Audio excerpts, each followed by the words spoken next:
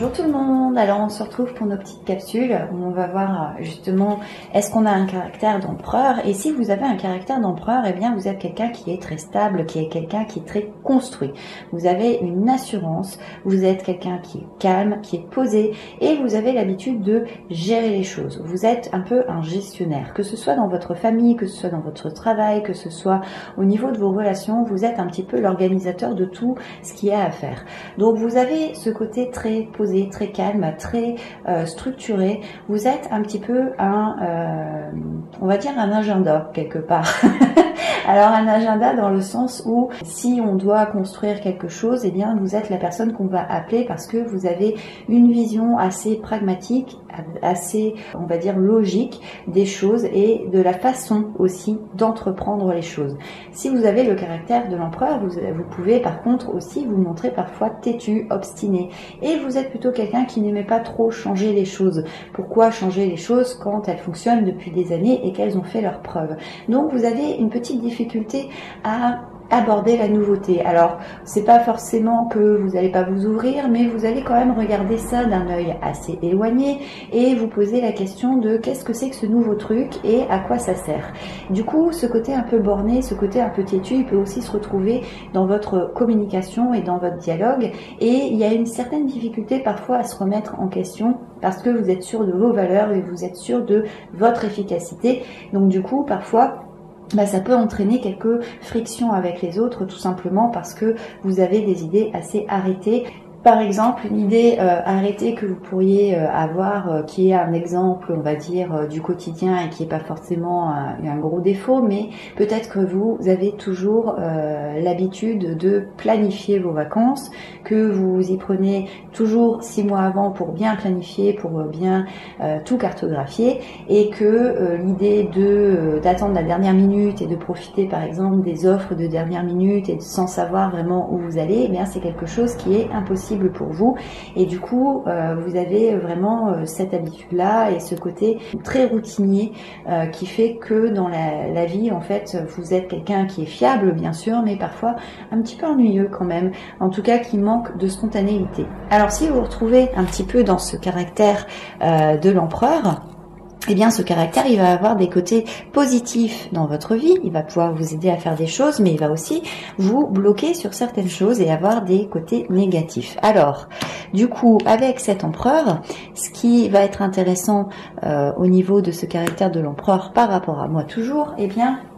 c'est que ce côté structuré, ce côté posé, ce côté cadré, eh bien, il me permet d'avoir la papesse. Et c'est plutôt intéressant parce que la papesse, elle a un peu une énergie commune avec l'empereur, c'est-à-dire que c'est aussi quelqu'un qui est posé, qui est structuré, qui est cadré et qui aime bien justement avoir une certaine routine et une certaine organisation. Mais là où c'est positif, c'est que justement ce côté un peu cadré, structuré, ce côté un peu carré des choses, eh bien, du coup, ça lui permet de poser des bases qui vont être solides, mais aussi se tracer une feuille de route, ce qui fait que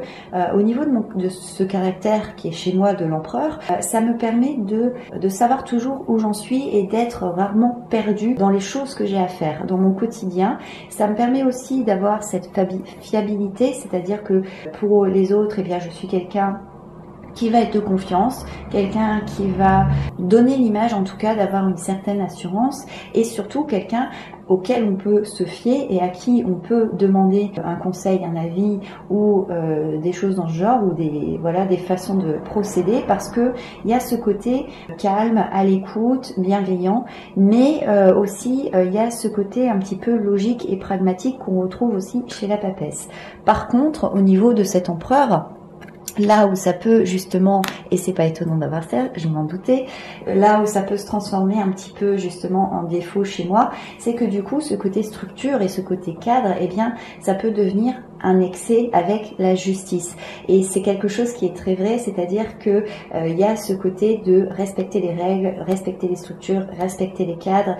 c'est comme ça. Et du coup c'est vrai que j'ai un côté qui parfois est très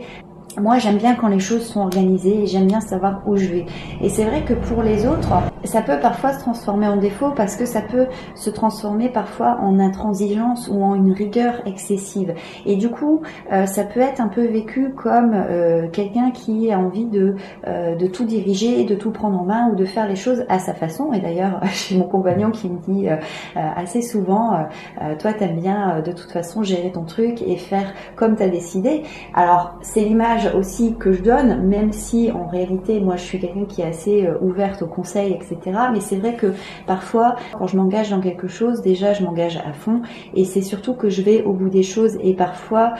quand j'ai des personnes avec moi qui sont un peu en dilettante ou qui prennent ça un peu par-dessus la jambe, eh bien ça va m'agacer, ça va m'énerver et souvent d'ailleurs ça va partir au clash parce que moi je m'investis énormément, des fois trop, mais du coup j'ai besoin aussi d'avoir une certaine rigueur. Alors l'explication c'est que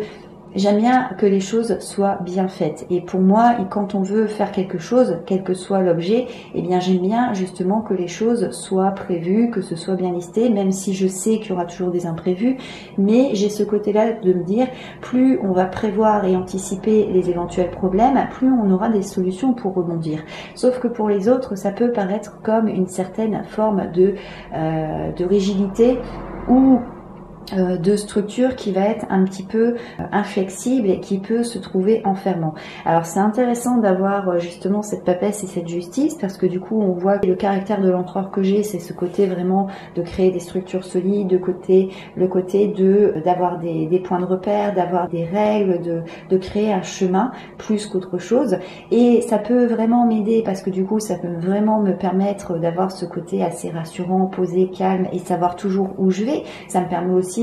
d'avoir ce côté d'observation, de voir un petit peu autour de moi ce qui se fait et tout simplement de noter aussi les choses que moi j'aime bien, les choses que j'aime pas, mais aussi me donner en fait des nouvelles façons de procéder pour faire mes projets sans copier les autres, mais en adaptant en fait certaines idées pour ma façon de fonctionner. Mais par contre, il faut que je fasse attention justement de pas m'enfermer dans quelque chose de trop rigide et surtout par rapport aux autres d'avoir une flexibilité un peu plus grande et de considérer en fait que mon exigence, c'est surtout ça, n'est pas l'exigence de tout le monde et que on a différents niveaux d'exigence et que parfois moi je vais être en face de personnes où je vais devoir travailler avec des personnes qui n'ont pas ce niveau d'exigence et qu'il va falloir que j'accepte pour justement que ça se passe bien. Donc voilà un petit peu le tirage du jour, j'espère que ça vous plaît toujours.